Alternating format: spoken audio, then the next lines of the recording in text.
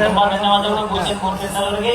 ಇನ್ನು ಮುಂದೆ ಬೆಳಗಾವಿ ಜಿಲ್ಲೆಯ ಹೆಮ್ಮೆಯ ಕುವರ, ಕನ್ನಡದ ಕಟ್ಟಾಳು, ಹೆಮ್ಮೆಯ ಜಿಲ್ಲಾಧಿಕಾರಿಗಳಂತ ಸನ್ಮಾನ್ಯ ಶ್ರೀ ರೋಷನ್ ಸರ್ ಅವರು ತಮ್ಮನ್ನು ಉದ್ದೇಶಿಸಿ 2 ಮಾತನ್ನು ಹೇಳಬೇಕಂತ ತಿಳ್ಕೊಂಡು ಅವರು ಸಿದ್ದು ಉಳ್ಳಳ್ಳಿ ಅವರು ಮಾತಾಡಿದ್ರೆ ಮಾತಾಡೋದು ಬಹಳ ಕಷ್ಟ. ಆದ್ರೆ ಇವತ್ತು ಕನ್ನಡದ ಹಬ್ಬ ಬಹಳ ಅದ್ದೂರಿಯಾಗಿ ಆಚರಣೆ ಮಾಡ್ತಾ ಇದೀವಿ. ಅದಕ್ಕೆ ತಾವೆಲ್ಲರೂ ನನಗೆ ಸಾಥ್ ಕೊಟ್ಟಿದ್ದೀರಿ. ತಮ್ಮೆಲ್ಲರಿಗೂ ನಾನು ಕೋಟಿ ಕೋಟಿ ಧನ್ಯವಾದಗಳು ಹೇಳಲಿಕ್ಕೆ ಬಯಸುತ್ತೇನೆ. ಇವತ್ತು ವಿಜಯ್ ಪ್ರಕಾಶ್ ಅವರು ಬಂದಿದ್ದಾರೆ. ಅವರಿಗೆ ನಾನು ಪ್ರಾಮಿಸ್ ಮಾಡಿದ್ದೀನಿ 1 ನಿಮಿಷ ಮೀರಿ ನಾನು ಮಾತಾಡಲ್ಲ ಅಂತ ಹೇಳಿ. ಸರ್ ಒಂದು ಹಾಡ ಸರ್ ಒಂದು ಹಾಡು ಸರ್ ಒಂದು ಸಾಂಗ್.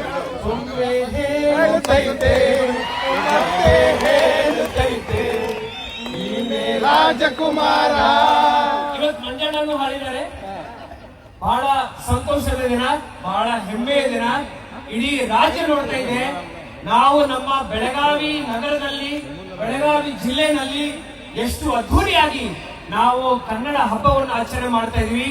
ನಮ್ಮ ಭಾಷೆದ ಪ್ರತಿ, ನಮ್ಮ ರಾಜ್ಯದ ಪ್ರತಿ ನಮ್ಮ ಪ್ರೀತಿಯನ್ನು ನಾವು ಇವತ್ತು ತೋರಿಸ್ತಾ ಇದೀವಿ. ತಾವೆಲ್ಲರೂ ನಮ್ಮ ಜೊತೆ ಒಂದಾಗಿ ಇವತ್ತು ಈ ಹಬ್ಬವನ್ನು ಆಚರಣೆ ಮಾಡ್ತಾ ಇದ್ರಿ.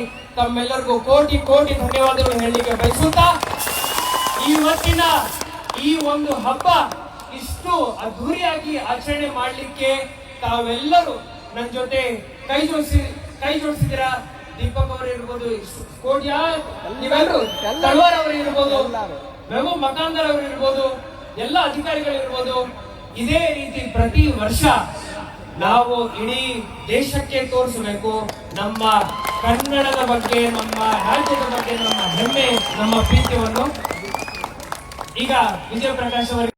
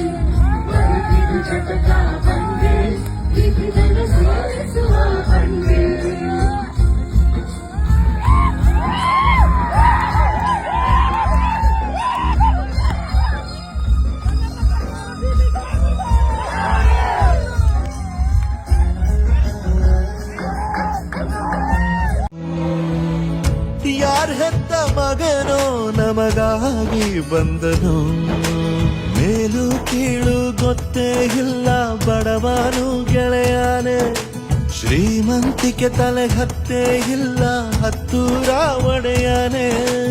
ನಿನ್ನ ಹೆಸರು ನಿಂದೇ ಬೆವರು